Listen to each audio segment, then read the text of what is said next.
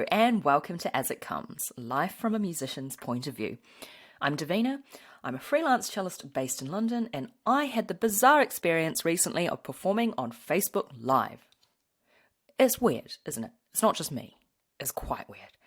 Following on from last episode, where I spoke about performing in front of a care home audience, albeit distantly, Mark and I were invited to do a half-hour set for Estilo Fest, the brainchild of Rob and Verity Simmons of Estilo String Quartet. For those who are uninitiated, they were my guests for episode 19, so check that one out later. There was music on the hour every hour for the whole day, and it was great. But I tell you, if there's one thing music college definitely didn't prepare me for, it's performing on Facebook Live. The stress. I wish I could be one of those people who just rocks up to the task and gets on with it. But being me, of course, and it being the first time I've ever done one of these things, discovered loads of little things to think about. What mic should we use? Where should we place it? Whose computer should we use? How do we angle the camera? Why does Mark's computer make us look red? How do we make it look like we're playing our instruments normally and not left-handed? Oh, we'd better disconnect the doorbell so that the Amazon delivery we're expecting doesn't disrupt the performance because, despite a 3-hour window, of course it would arrive during a performance. Honestly, the first 2 minutes of the video was just us staring at the computer going, "Is it on?" After this ordeal, the easy bit was performing, but still quite stressful. We'd just begun our set and I got really distracted by a man outside our front window wearing a bright orange t-shirt. And it's hard to believe anyone's watching, unless people comment or give you a like, so I found it really hard to stay professional. I checked my phone in between movements. So bad. But it was really fun, and at the end of the day, it's just nice to play, isn't it? I think, like anything, the more you do it, the better you get at it. I'm glad to know that we can do it, but we need audiences back, even if they're socially distant. We need them. My guests this episode are Fred and Lily Scott. They're a father and daughter unit. Fred's a pianist and Lily's a singer. Fred's written a book called One Autumn Day, which covers his experiences having been diagnosed with an osteosarcoma, or bone cancer, on his knee when he was only 23 years old. As well as Fred's first-hand experiences on living with, treating and surviving cancer, we talk about how this affects your perspective on life and your family. Topics also covered are family life in lockdown, home decorating, and, because I'm in the room, food. Have a listen.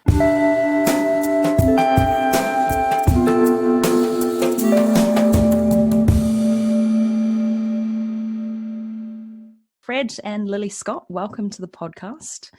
Thank you so much for joining me here today. We're here to talk about Fred's book, of course, and Lily's memories pertaining to the experiences in the book. But first of all, I have to ask this question because it's so topical.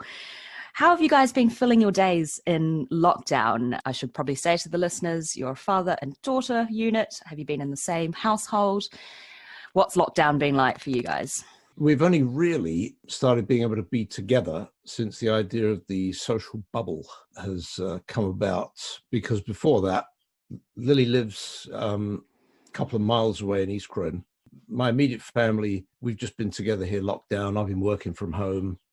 That's it. We hadn't seen much of each other. We'd obviously talked, etc., but we haven't actually been together. And this is probably the longest that we've been together for a while. Yeah, it has. So when the whole lockdown thing happened, I was living at home and was meant to move into my flat like 3 days after the full-on lockdown. So obviously that all got pushed back, as I'm sure you can imagine. Don't move in the middle of a pandemic. Yeah, so our flat move was delayed by, I think it was almost 2 months. So we were in by May and then isolated for like a couple of weeks. And then we mingled after that, didn't we? Sort of like in the garden and things like that. But it's so weird. It doesn't get any less weird, does it? Yeah, no, totally. Garden hangouts. I mean, I had a friend, she's just had a baby. And she said, well, if you come over this week, you can come to the garden and look at the baby. But then from next week, you can come into our house. It's like, what? It's like as if it's just like this line kind of thing. That's it. Well, we'd had a couple of Barbies, and it was, looking at each other at a safe 2 meters plus as it was then. And, here's I've just cooked this. So here it is, put it on the table, come and pick it up, but move back, stay back, which is surreal. But I suppose you've got to do it. And we did. But now we're in our little bubble. So it's all good. Fingers crossed it's all in the right direction. Yeah, hopefully. And of course, spending time together as a family. I think one of the nicest things in this lockdown has been like having family meals every night and just going right the way back to basics, just cooking and having cups of coffee in the morning together and, playing bits of music together now and again. It's just really nice. Like I think everything's a lot slower, but that's not necessarily been a bad thing. I think at the time, nobody knew anything and it was just a really complex situation. But I think looking back, the slightly slower pace, personally, I think it's done me a lot of good, actually. I think I was running around before a bit too much. It's nice to just sort of just take it as it comes, part of the pun. Oh my God. You said the name of the podcast in the podcast. Well done. No. Unplanned, spontaneously improvised. No, the thing is, if I had to look back, well, one of the most positive things is literally having a family meal together every single evening, because there's nothing to distract you from that.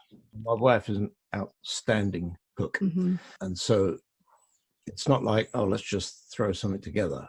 She's amazing at having devised menus every night of the week. Oh God. Which are just outrageous. Does she love it? Because I love cooking, but even I'm getting to that point where I'm starting to get to the end of my creativity with cooking. Well, she does. And, she's extraordinarily creative. She's just coming up with new stuff. What did you have last night? Because the family chat has been rife with rumours. Well, she invented a meal that it has a name, but I can't remember. It's a Greek name. But we've called it spicy bean thing. So, it's got these, what are they? Cannelloni? No, they're not cannellini beans. They're bigger. Kidney? No, they're the big ones. Borlotti beans. Yeah. Yeah. That's it. With sun-dried tomatoes and herbs and basil and feta cheese on the top. Oh my goodness. Oh, I love that. That sounds amazing. Spicy bean thing. Spicy bean thing. Yeah. So it's fantastic. See, the other thing, the air is incredibly clean. Yeah. And so I get up at stupid times in the morning. When I hear the first bird, that's it. We got a bunch of crows and parakeets. And so whenever one of these birds decides to wake up, which is about like 4 o'clock, 4:30, that's it. I'm up with the birds. And take the dog out for a bit, and the air is incredibly clean. And it's almost like, well, this is strange. This is what it's supposed to be like, not fumes and, I guess, aeroplane exhaust dropping out of the sky, whatever. It's just really clear and clean. It's definitely made a lot of people reassess the pace of life. So you're running around, as we all are, and when lockdown happened, cancelled gigs, and then just having to stay at home, it's like, what on earth do I do with myself? It's so weird, because I think the life of a musician is sort of famously here, there and everywhere, and that's something that we love. And I think a lot of my musician friends are always saying how much they kind of like the non-routine of it and don't like to know what they're doing in like 6 months or a year. They quite like that sort of, okay, what's the next thing? And then to sort of have that in a way with the pandemic, because you just don't know when things are, like, what's going to be happening next year. Like, no one really knows. But I think I've tried to just take the positives, which is like I can actually get some proper sleep and make sure I'm drinking enough water. Honestly, it sounds so boring, but it's just truth. It's so true. I got my bottle of water here, and it's amazing because actually when I'm at home, I forget to drink water. If I'm, around London from venue to venue, I have to drink water. Otherwise, I'll probably collapse on the tube or something. Yeah. But then when you're at home and you're kind of in this state of stupor all the time and you just forget to drink water, and then you think, God, why am I so angry today? And then you have a sip of water and it's like, oh, actually, I'm just silly. I just forgot to hydrate. Totally. But it sounds like lockdown in general has been treating both of you quite positively. And I imagine that both of you have a pretty positive insight from what I gather, having read Fred's book, which is why we're here today. As much as we can talk about spicy bean thing and garden and birds. So we're here to talk about Fred's book, One Autumn Day. And so I came across the book from Lily, who very kindly got in touch last decade, literally, in December. And you very kindly sent me the book. And then I moved 3 times in a month. And suffice to say, the book did get misplaced. You know what? It did come from house to house with me. So I had your book and the rough guide to Iceland, because I was planning to go to Iceland in June this year. That didn't happen. Really? Oh, we were as well. Oh, we might have been at the same time. It's our 30th anniversary year, and we had planned, just wanted to go to Iceland, but Quel dommage. Same here. I know, I tell you. Yeah. Well, one day we'll make it to Iceland. Indeed. And I've got both of those books now. So I kept them together. When it came to unpack the books in May, when we finally got our bookcase, couldn't find either of the books until I turned the flat upside down. And then I think I told you I found them in an interior pocket in a suitcase, inside another suitcase, on top of the wardrobe. Both books. So I found the book and I devoured it in a matter of a few days, and I really, really enjoyed it.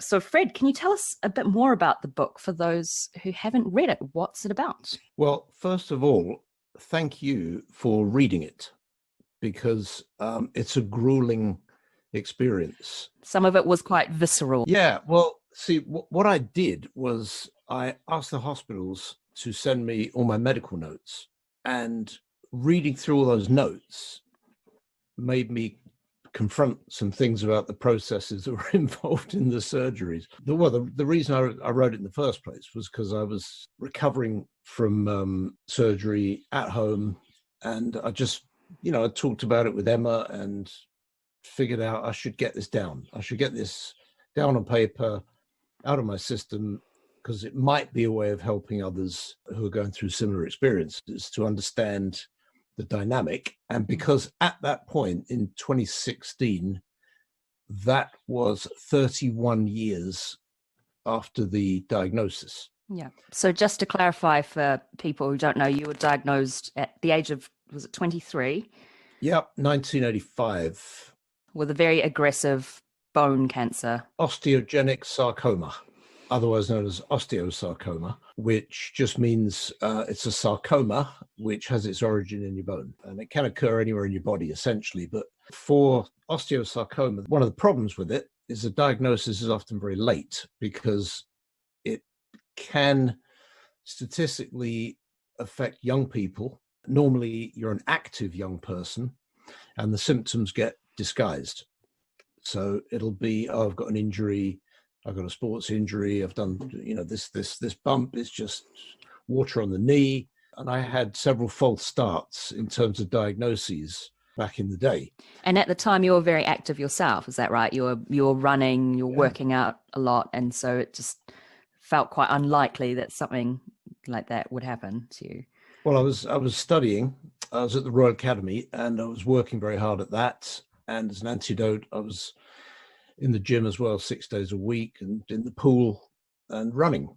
So I had no idea.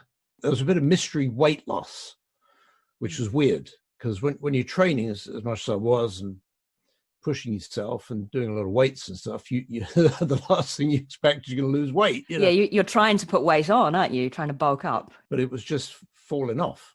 I didn't really know what was going on.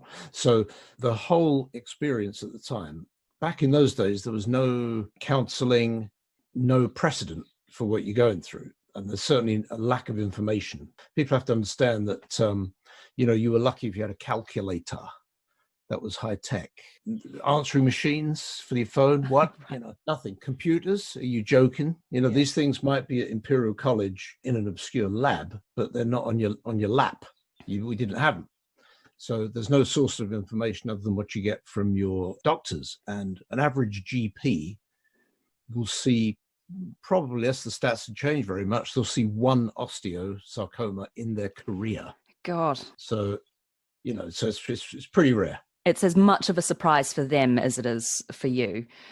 Yeah. Gosh. And then, of course, you went through the journey of having your chemotherapy, which you write about in detail in the book. And I think what I really want to say is that you said that you wanted to get it out of your system and write it down. And I'm very grateful that you did, because there are a lot of things in the book that people don't know about necessarily, or people don't talk about. For example, the grim reality of going through chemotherapy. I think you write about it in great detail. And also the fact that you talk a lot about different perspectives when you're going through all of this, focusing one day at a time. So what sort of parallels do you think people can draw from your experiences now that we're going through this pandemic?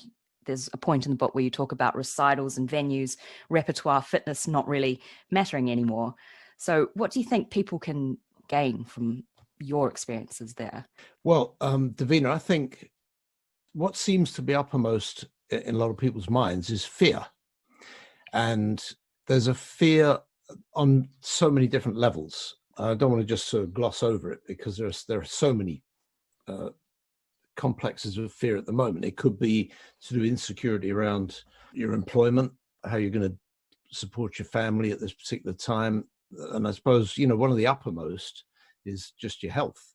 Among my circle, if you like, which is one of my students is a doctor who had been treating patients up at Northwick Park. And she was diagnosed in March and thankfully recovered. The parents of another student of mine, both doctors, both contracted, had a terrible case of COVID, and both thankfully recovered. But for all of us, there's that fear of, okay, I see stats, I see the news, I hear things, but if I catch this horrible disease, what's going to happen? I mean, there was that fear of being outside of your family, going into intensive care for weeks, not being able to see anyone, the fear of disease. And I think, there's a certain parallel. When I was on chemo, I wasn't really allowed to mix, which is, obvious, because your immune system is completely crushed and you can catch anything, and a cold can turn into pneumonia, and that's it, because your body is weak anyway.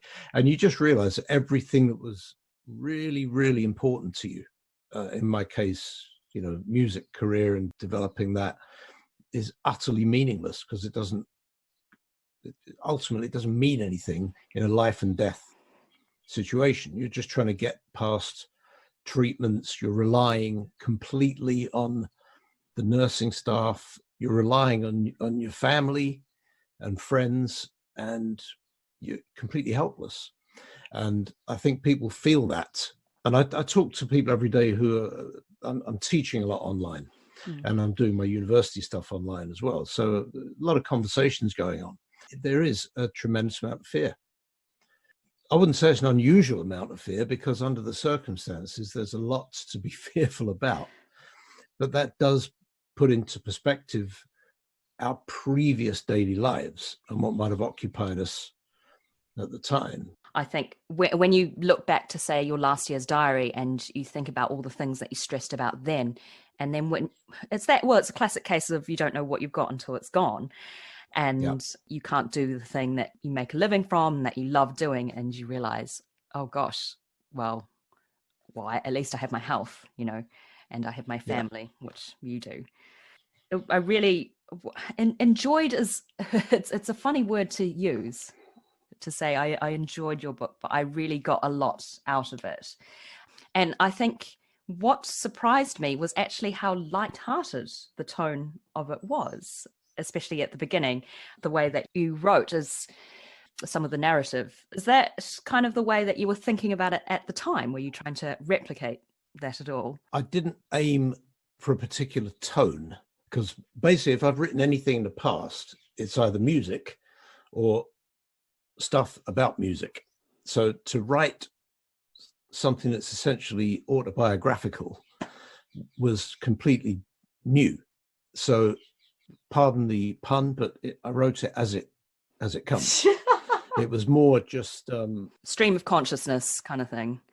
Yeah, let's try and go back. What was I like as a young guy?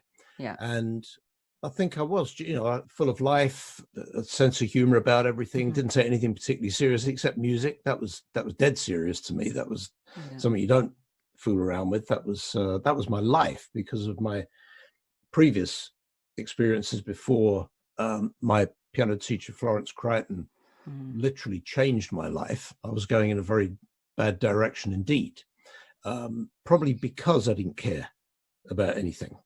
And so I got into lots of different situations as a teenager that I shouldn't. But the attitude of let's just go for it was quite useful. Mm-hmm. And when you realize, okay, cancer diagnosis, it's all over. So the thing you're facing every day is that's everyone's worst fear. If you say to someone, you got three choices, getting a cancer diagnosis is not anyone's choice. Yeah. That's like the ultimate, that's the worst thing that could happen to me. So if the worst thing that could happen to you has happened, well, that's it. You either lie down or you say, okay, well, I'm still breathing, so let's get on with it. And there is a lot of humor to find in really dark situations. I think that's what really surprised me, actually. And I kept reading because you don't hear this sort of the humor that much in a cancer survivor's story. And I think that's what makes it quite unique. I mean, it's easy to think, well, I mean, obviously we think it's a very, very grim situation, but just to hear about the innermost thoughts that were going on in your brain as a 23-year-old is quite refreshing. Well, I really want to take a second just to pay tribute to one of my ward mates, who's a young man called Jeff, whose aspiration was to be a racing driver. And we were in adjacent beds. Everything I went through, he was going through. He had a different type of cancer, but he was on chemo and all the rest of it. And we formed an instant friendship and a bond based on what we were going through. And we had to both be positive, because on the other side of our ward, which was nicknamed Death Row, there was a chap who just was in such a dreadful state of advanced disease. And one night he was wheeled out in a steel box. He died. And your humor becomes grim because you really just don't know how much your body can take. And I've got to say, chemo, as one of my doctors, Professor Begent, observes these days, it's a lot kinder, because Cancer Research UK and other research bodies have done such a fantastic job of helping to mitigate the dreadful side effects. But back in those days, chemo was a bit like saying, right, I'm going to weed my garden. And what I'm going to use is a thermonuclear bomb. Now, there might be some fallout, but I'll get rid of those weeds forever, along with everything else. So that's the thing. There's that incredible brutality that's sort of happening to you. No one is snarling at you as they put the drip in your veins, but it's what's going to happen to you within 20 minutes is this incredible load of poison effects that you're going to feel. Yeah, literally, it's killing your body. And so Jeff and I would often laugh and joke about it. And, when we got tired of talking to each other, literally too tired to talk, then the old Walkman went on, and there were certain pieces of music back then. I mean, the thing I played all the time on loop was a Pete Townsend tune called Give Blood. Mm-hmm. And I don't know why, but it just had this unbelievable rhythm track, Simon Phillips on drums, and Palladino on bass. It was unbelievable. Dave Gilmour on guitar, and Townsend going off over the top. And it's grim and determined, and then at the end it lightens up, turns into the major, and it just kept me on loop. I mean, it's just, what a track. I mean, just amazing. I mean, that's got to be the biggest testament to the uplifting nature of music, right? Well, 100%. And the thing I will say is this: we had a camaraderie because we didn't know what the future held. We both went out of hospital after chemo to go home and recover, and I lost contact. And it wasn't until months later down the track, I was walking into hospital to get treatment, and walking out of hospital was one of our nurses, Margaret. She looked really sort of pale and withdrawn, and we'd normally had a very light-hearted interaction. Well, her and Jeff had become very close, and he had died. And that was dreadful, because I was hoping we'd see each other again and be able to have that camaraderie. But that sort of brings it home that even your friends in adversity can be taken out of the equation by the disease, and it could be you next. And so, you know, I want to pay tribute to Jeff because he kept me going at that particular point. All of my ward mates, who for the most part were incredibly positive, the ones that were positive made it through for the most part. But if you give in, if you're defeatist, something just happens inside your soul. That's the thing about cancer, isn't it? It doesn't discriminate. Absolutely not. There is no. It's got nothing to do with. I mean, mine was nothing to do with lifestyle. Back then, I was eating an incredibly healthy diet. I was as fit as anything. Had a ridiculously low resting pulse rate. All the rest of it, but all that disguised the symptoms. Yeah, absolutely.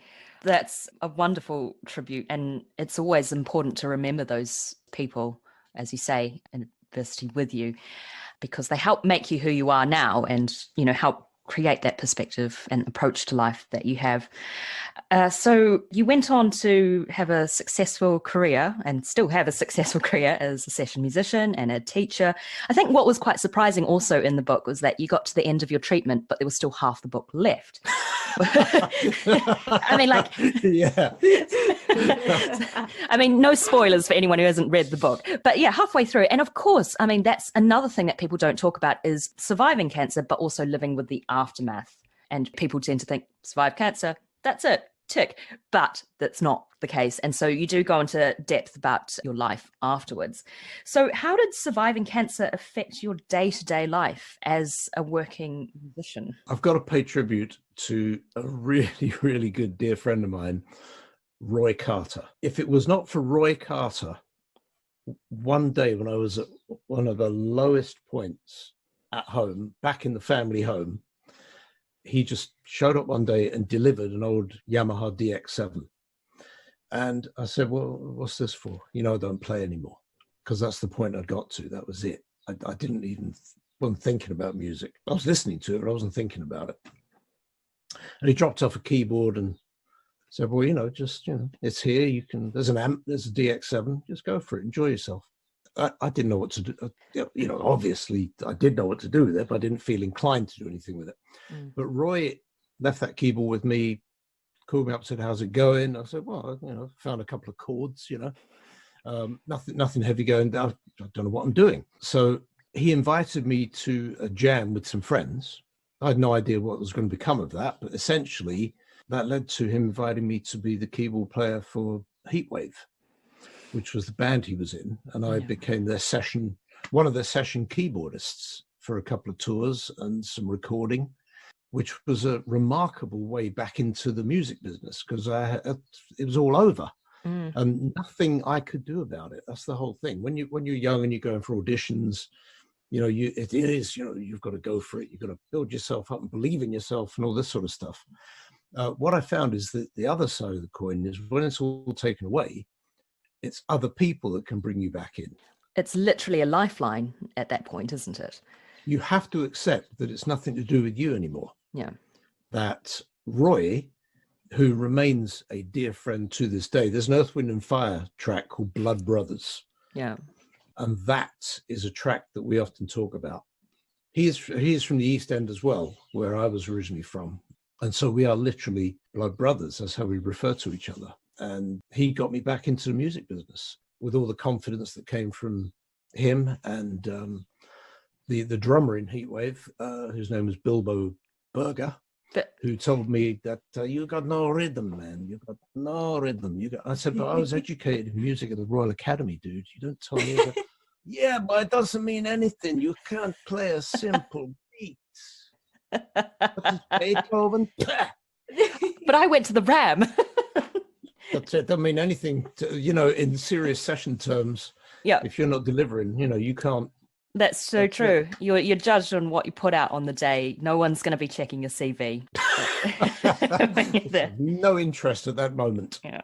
But how was it? You know, you're working, you're gigging, you're recording all the time. And then, you know, you had afflictions with your leg afterwards, complications later on. But how did that affect your working life? One of my doctors, Dr. Philip Savage, who is just one of a great long list of people that I paid tribute to in the book.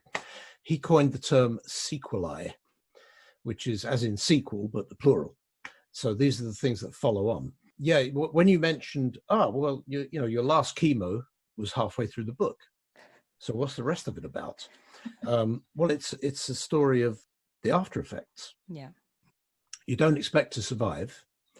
And when you realize that one day becomes 2, becomes 7, becomes 30, that then becomes 6 months, that becomes a year, then you think, wow, that's the first anniversary. And then you think, well, how long is this going to last? And then it becomes 1987, 1988. It's always there, isn't it? Kind of lurking over your shoulder. Well, I still live, in some senses, from appointment to appointment. Mm-hmm. I did mention this getting up ridiculously early nonsense. My first waking thought is often, how did you get here? Wow. You're 58 years old. What is going on? Because I sometimes wake up and I think I'm 18, and then, my back. Yeah, I have those thoughts as well. You're so young, you have no need to think like that. But, that's the reminder, you are actually an old geezer of 58. So, but I suppose over the second half of the book, without any spoilers, that really is the point to me of survivorship, because survivorship is not really something that is greatly understood, because of the consequences of living after cancer are that you have what's now defined as a permanent disability. My disability is because I've had a whole lot of work on knee replacements. I've had 4 in total on the same leg. They're only supposed to last a certain number of years. So if you get an infection or you wear them out, you've got to go back in for revision. Yeah. So I've had a total of 4. And with that, it affects your posture. I developed some spinal issues, had spinal surgery, which I don't think I wrote about that, but I had spinal surgery, and I'm on a list for a thing called a spinal fusion, which I'm not keen to have because I don't want any more surgery. I had to have hand surgery for a injury after I was in 3 very serious car accidents. Oh my God. Non-fault. One was a head-on collision with my entire family in the car going down the A23 with a driver that had fallen asleep and pulled straight into our lane. That broke my hand. Then there were 2 others when someone hit me from behind, which gave me a neck injury, which reduced sensation in my right hand. And you can still play fine? I went through a phase of thinking I was having an awful lot of physio and seeing various specialists and doctors, and BAPAM really helped. British Association of Performing Arts Medicine. Shout out to them. They're amazing. Yeah. They're an amazing, incredible organization. And I had altered sensation and nerve damage.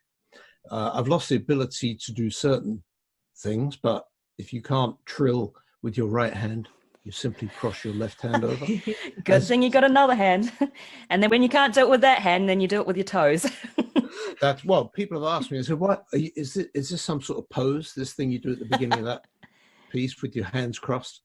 I said, well, you could say that, or you could blame it on a car crash and vertebrae damage in the neck, So there are things that you have to learn to accommodate. Yeah, and that's just sort of the way it is. You just got to take it. You've really had a lot thrown at you in your life.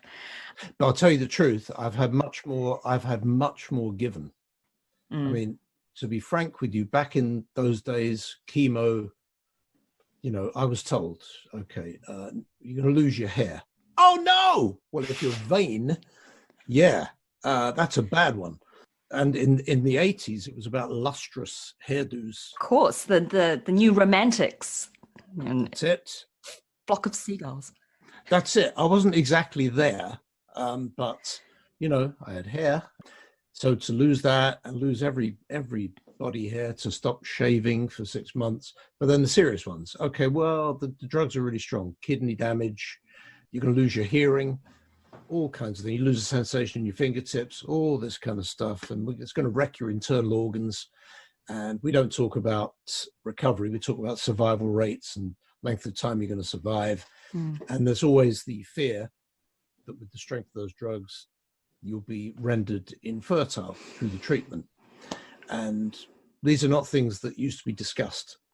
Right. It's just, if you found a leaflet about it somewhere in the hospital, you were lucky. But you're not thinking about, what about having a family one day? Because you're like, well, I'm going to be dead in 3 months. And as you said, you're just thinking from appointment to appointment. There's no way that you can even think, 5 years down the line. No one's going to have a relationship with you either, by the way, because you've got cancer. So you're not a great prospect. And, if someone can get past your bald head and your thin waisted frame and, now your mum's going to love you for who you are, which is great. But Sure. Beyond that, it's a little bit dicey. So the thing that just inspires me every day is the most unlikely thing, which was that Emma became my wife. Yeah. And I have 3 children. Yeah, so spoiler, we've got one of your spoilers right here in the room. Lily Scott. Hello. In no way should be here, but she forced herself into the world. And I can see how you feel so great when you put it like that. You think so much about having things thrown at you and taken away, but then also it's an opportunity to be given things as well. Lily's done an amazing job of sitting there very quietly. I'm so sorry. No, not at all. Is that the longest period you've ever been quiet in your whole life? I think it might be. Probably. Congrats. Oh my gosh. And we have it on record as well. Yeah. My goodness. I'm really interested in how the journey with cancer affected your family. One thing that we don't really talk about so much is the people on the sidelines as well, the community, family. And Lily, what were your memories of this as a child, with your dad's frequent trips to Stanmore to visit the Royal National Orthopaedic Hospital? What was your scale of comprehension throughout all of this, and how did this affect you then and even now? Well, when I think back to those kind of early days when Dad was having his surgery, so what knee replacement would that have been? The third? I think it was over the second or third. You were on the scene for the 2, 3, and 4. Okay, right. So this must have been. So I think my earliest memory is the second one.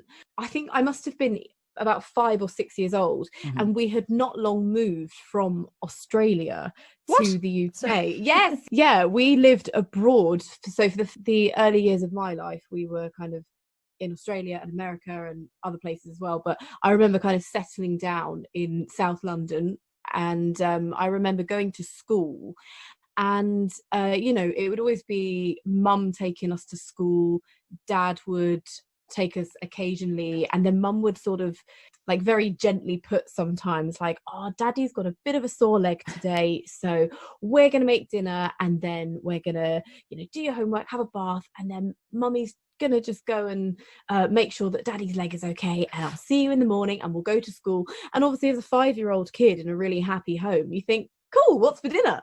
So there were moments where literally the scenario that I just described with Mum being like, oh, just gonna look after Dad, that was literally what happened. And so I won't tell you what happens, but in the book Dad talks about a moment where he'd come back from hospital and his leg wasn't in the best way, and then had to go straight back to hospital. And bless my mum, she would kind of raise me and my brother. My little sister wasn't born yet, and she would do school with us, food, all the rest of it, and then drive the 3-hour drive or whatever it is to Stanmore from South London to be with Dad, then come back. And I remember we would have some time off school to go and visit Dad. But I think what you always did a really good job of is not letting on what was going on, because we were really young. I'm talking like 5 and 2. So obviously you're not going to tell your 2-year-old what's really going on. You're just going to be like, having a bit of a bad day with it. The doctor's going to help and da da da da. And I just remember like sitting on your lap in the hospital watching like 64 Zoo Lane. I don't know if anyone is kind of between the ages of like 22 and 27. There was this iconic kids program called 64 Zoo Lane, and it had the most, like, the catchiest theme tune ever. And I remember we would sit with one of those like portable DVD players and just watch that in hospital. And we never really stayed for that long, because you would have been, you know, now I know that you would have been tired or about to have morphine or whatever. So we'd literally do this really long journey, watch an episode of something with you. You'd tell us about your day, we'd tell you about school or whatever, and then we'd go home in the car, and then we'd see you in a couple of days. And it just felt like a routine. It was never kind of made out to be this chore, like, oh, gotta go to the hospital. It wasn't that. It was like, oh, we're just gonna go and see Dad now. Oh, have you got your book to read for the car, and have you got this? So at the time, obviously, I didn't really know what was going on, but obviously now I certainly do. And in my teenage years, I think it definitely really hit me, like, oh my goodness, what a huge thing to go through, and what a massive impact that had on our family. I just can't believe how well you did that. I don't think I could do it. I think I'd just be so dramatic about everything. Like, I don't know how you did it. You'd find a way, I'm sure. Certainly. But I guess that's the thing with kids, isn't it? It's hard to contextualize with children, isn't it? Because you've got to tell them one thing, but not tell them too much, you know, because you're kind of maybe trying to protect them. But I know that my sister, for example, when she was in London when the whole pandemic thing hit, and then she had to go back to New Zealand where her family is and go into a strict 14-day quarantine within her house. And how do you explain to children what's going on? Like, they're kind of aware of this word virus, coronavirus, COVID-19, but they don't really know what it means. And I think my family came up with this thing that they were going to tell her kids, that she was on a mission from the Prime Minister. Jacinda Ardern has told her.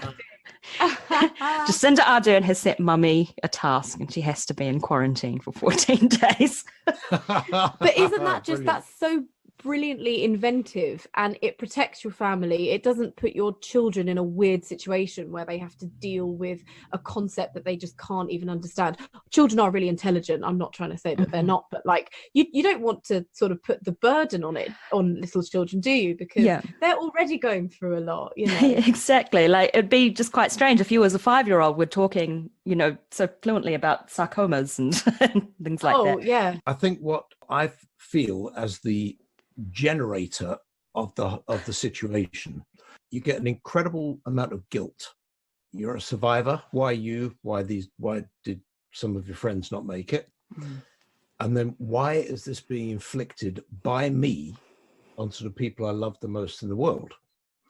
And to this day, it's a miraculous thing when I think of my wife and what she's had to endure and put up with, but would never complain about. It's just like, look, you know, we love each other. This is it. This is life. No sense of regret or blame or anything like that. It's just, this is our situation. Yeah. You know, let's get on with it. I think when I look at the children, I cannot, again, to this day, believe how confident Lily is as a human being, given that at a crucial point in her life, everything was undermined. You know, your dad might be about to die. Your dad is, you know, in really, really bad shape again and again and again. And how are you supposed to thrive when the foundations of your family are rocked to the point where, oh, where's Dad? Oh, he's hours and hours away in a life-threatening situation in another part of London. You know, it's not the other side of the world, but when you're that young, you know, 3 hours in a car, it might as well be. I imagine in the situation, you know, you have to have such a great sense of pragmatism and just getting on with the job, and going through something like what you've gone through is passed on and inherited by the next generation, because it's the example that you set, and then it becomes the normal where we just get on with our daily lives because we have to. That's exactly it, because I think Dad and Mum have an amazing work ethic, and I remember them you know, always saying when we were younger, always got to work hard. You have to do all the work and you will be rewarded. Something that you said to me that I literally think of every single day. There's two things I think of every single day. There's one thing that my amazing drama teacher from school, Mr. Leary, he said, do it again, but do it better. And he literally just said that. I think it was like a rehearsal for just something in a classroom. And I just thought, that's so wise. Do it again, but do it better. So I think of that every day. And then the other thing I think of is something that you said to me, Dad, which was there's a lot more good in the world than there is bad, but you do have to look harder to find it. And you said that to me when I was really, really young. And it's true. There is so much amazing stuff in this world. There's amazing people. There are brilliant opportunities, art, nature, all the rest of it, friendship, love, all of these amazing, amazing things. And that can be harder to see when there's a lot of heavy, not very nice stuff going on. There's stuff that you just need to filter out, isn't there? And it goes back to what you were saying, Fred, about how you've been given so much as well as having things taken away. Yeah, no question. Absolutely. Yeah. It all makes sense. I love it. Do it again, but do it better. I love that's profound. Yeah, I mean, I'm going to say that to all my students that I teach. It's just the perfect way to say exactly what you mean. Yeah, exactly. And then it's always interpreted the right way. You can't interpret that. Yeah, it's not like funny or anything. It's not like when you just say, you just need to play what's on the page. And it's like, not helpful. But like something something like do it again, but do it better. You've got to click into that mode of I've got to assess what I did. I've got to evaluate. And I've got to do it myself because what is better, you've got to define better before you can make it better. That's it.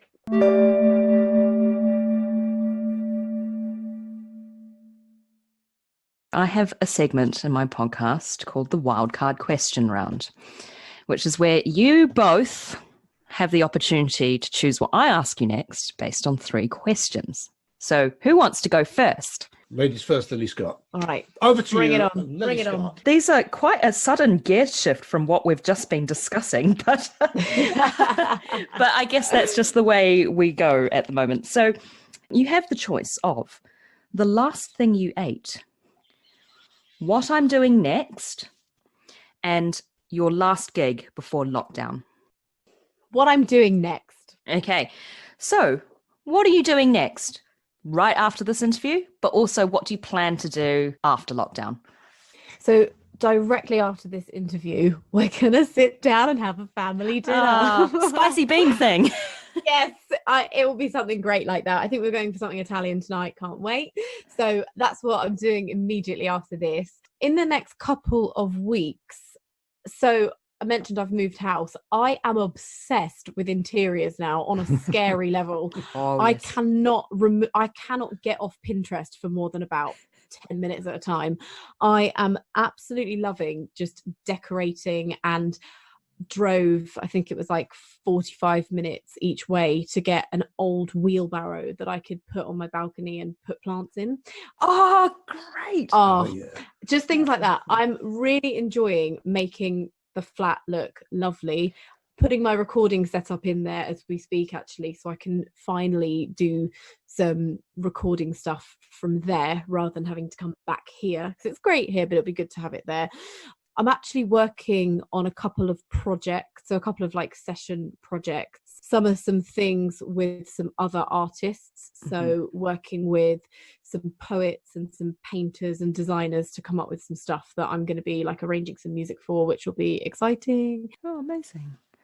I have to say, in terms of like making your flat look nice, one of my favorite places to go to now is Homebase. And it's only because like I've recently got a garden since March.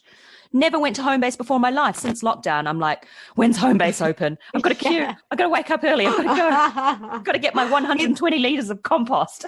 Absolutely. It's so joyful. Any kind of like homeware store is just amazing. I hear you there. You can be so creative. I love it. Well, you're going to have to send me some pictures of your wheelbarrow plant creation because that just sounds divine. Oh, I will. One of my friends she's an amazing gardener and she actually brought over some plants for me and I'm terrified that they're going to die. So I'm getting trellises and the plant food and I'm just like, let's get this garden looking You can do it. I was a plant killer, but now I just ate my first 2 cucumbers the other day and they were absolutely Oh. lush. And I've had, in 5 weeks of harvesting, I've had 76 courgettes. So I think I'm doing okay. That's amazing. 70. What are you going to do with 76 courgettes? I mean, some of them are like really weeny. They're really small. They still count. Okay. But yeah, I've been eating them in like pastas or just by themselves. Eating the flowers too. Oh. You got to do that. Do you take orders and do you deliver? I can make an exception for you guys. You're Southeast London, right? Yeah, that's it. I'm probably going to be faced with a glut of tomatoes fairly soon, so I'll keep you posted about that. Yes, now we're talking. Now we are talking. You can add that for your family meal. The best way I've ever heard tomatoes described is by Nigella Lawson. I don't know if you've ever done a Nigella recipe. Desserts are always incredible. But... Yeah, so what you can't see behind on my bookshelf, her entire compendium. Really? Oh, she is my favorite person on the planet. I just love her. Yeah. She's the best. And she talks about tomatoes jubilantly spritzing when you put them in a frying pan. And if that's not the best description of a tomato that you've ever heard in your life, you need to get a new cookbook because it's just amazing. Yeah, the way she writes about food is definitely poetry. I can talk about food for ages, as I'm sure you know already. So, Fred, it's time for your wild card question round. So, a little refresher. The last thing you ate, let's talk about food a little bit more. What I'm doing next and your last gig before lockdown. I am going to opt, if I may, to talk about what I'm going to do next. Because we touched on food and the gig goes on. Just to quote Led Zeppelin, the song remains the same. One has to keep rambling on. Yeah. Get that one in. Okay, in terms of what I'm doing next, I'll be very quick. Right. I've committed during the summer to building a new garden shed from scratch, including the foundation. Homebase. I was there yesterday because I'm going to board out the loft with loft legs and loft boards, and I'm going to repair the front fence. So instead of handing over $2,000, I figured out that it costs you about 30 quid and some sweat. You've got the time, and if the weather's good, then you might as well do it yourself, right? Exactement. That's it. So a couple of music projects because I like to be busy. I'm finishing off writing a chapter for a book that's edited by Dr. Paul Fleet at Newcastle University. He's a really good friend of mine. He's put together a book on the period following tonality and on the way into atonality called Mining the Gap. And I'm doing a chapter on the mature piano music of Busoni. And I have to go and record some of it, which is, it's not like a chore, so I'd love to do it. My son is going to be a recording engineer, and we're going to do that recording at Phoenix Pianos down at Hurstwood Farm, a COVID-secure environment with the best pianos in the world, which is awesome. So that's happening tomorrow. And after that, I can get back to work on a PhD, which, surprise, surprise, is about the composer Busoni and his opera, Dr. Faust, which has a big message for where we are in history right now. So I like to be busy, got a lot on, and it just requires time management. But if someone says, what are you going to do next? The normal answer is, I'm going to do irreparable damage to a cup of tea. What do you think? The great British way, right? Believe it. We get through a lot of tea. I have to say that both of you have got such a positive outlook on life, and you're both very, very good at, seeing the light in a situation. So thank you so much for sharing those insights with me. Thank you. Thank you. So I'll tell listeners to look out for the book because everyone should read it. It's great and very easy to read, as I mentioned before. It will surprise you in many different ways. Where can people find out more about the book and yourselves? My Instagram is @__Lily Scott. Dad's is @FredScottMusic. And you can find all the links to One Autumn Day on there. My son is a web designer as well, and he put together a website which is all the W's, oneautumnday.co.uk, and the book's up on Amazon. Just one little thing about that. I wanted to write this book and raise money for cancer charities. I self-published it because I didn't see any point at all in giving someone 30% for simply doing something I could do myself. And so, like the fence. And, I'm going to pay myself for that. So I'm pretty fired up. No, the thing is, I thought, you can go and find an agent and all the rest of it, and they're going to cut it to pieces, and you won't end up saying what you want to say. And if you publish your own book, you say whatever you want. And someone doesn't like it, they don't like it. I had a wonderful editor, and I could make sure that fundraising I did went to the charities it was supposed to go to, and not via some funnel.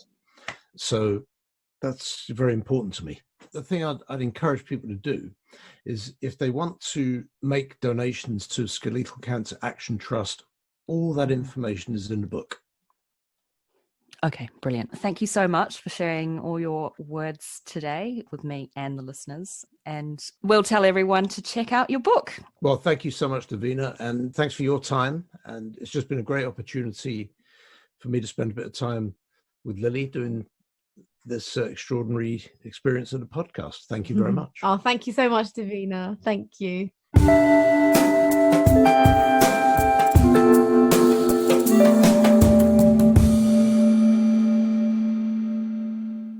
That was Fred and Lily Scott. It was heartwarming chatting to them, and I owe them lots of tomatoes. Please check out the links in the show notes to the charities mentioned in the conversation, as well as Fred's book. Continuing our theme of online teaching, this episode's Music College Didn't Prepare Me comes from the pianist community. I recently asked people what's something they say all the time that illustrates their frustration with teaching online.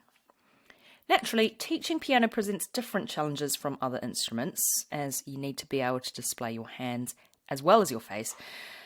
So I think I've seen as you need to be able to display your hands as well as your face, and at times your feet. So I've seen various get-ups of multiple devices to get different camera angles from teachers. But you can't expect your students to have the same setup. As before, I've taken a little bit of liberty as to how some of these sound. You have a very beautiful face, but I would like to see the keyboard and your hands, please. Okay, now look at bar 5 and correct the F sharp. No, don't look at the screen. Look at bar 5. Don't look at the screen. Look at your music. It's next to the screen, not the screen. There's nothing written on the screen. Okay, I know you put your device on the book stand, but if you put your music in front of your device on the book stand as well, then I can't see you. I can't see you. I can't see you. It's gone black. What are your feet doing? Are they in the right place? I hope so. I can't see them. No, you don't need to put your phone under there. It's fine. I trust you.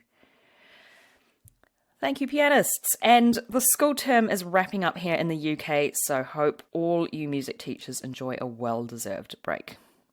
I know I will be. It'll be nice to scream profanities again without having to hit mute. If you have something that music college didn't prepare you for, be it a funny gig you once did in days of yore, or just something you're struggling with at the moment, I mean, that's everything these days, then let me know. Email me at asitcomespodcast@gmail.com. That's it for today. Special thanks to Roz Nagy for my logo and Daniel Elms for my jingle.